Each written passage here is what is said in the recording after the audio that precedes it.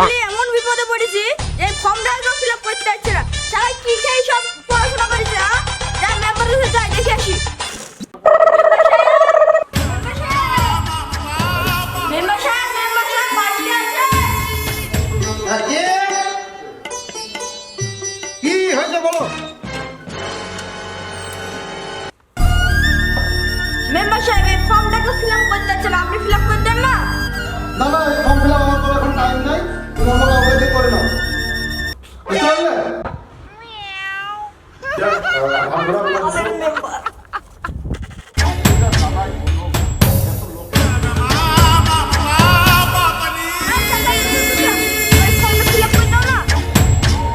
আমি আমার জ্বালাতে মরছি, তোর ফর্ম আমি ফিল আপ করবো কি করে? তুই অন্য কাউকে দেখ বাবা, আমি ফর্ম ফিল আপ করতে পারবো না, আমি নিজের দায়িত্ব পাচ্ছি না।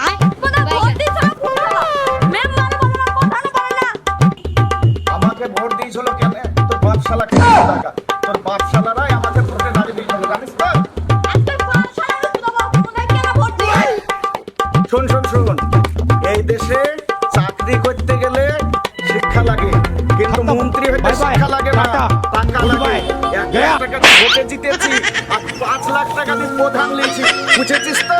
এতে শিক্ষার দরকার হয় না। যা আমার সামনে থেকে যা, বাড়ি যা, তোর ফর্ম করতে না, যা যা যা আমার সামনে যা। अभी मजा आएगा ना भिड़ो। जाना पड़ेगा मेरे को जाना।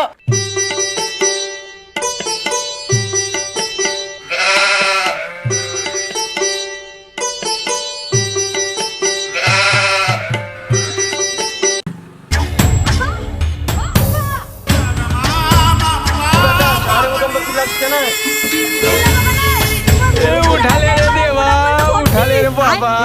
একটা ভোটটা দিতে হয় শুধু চুলের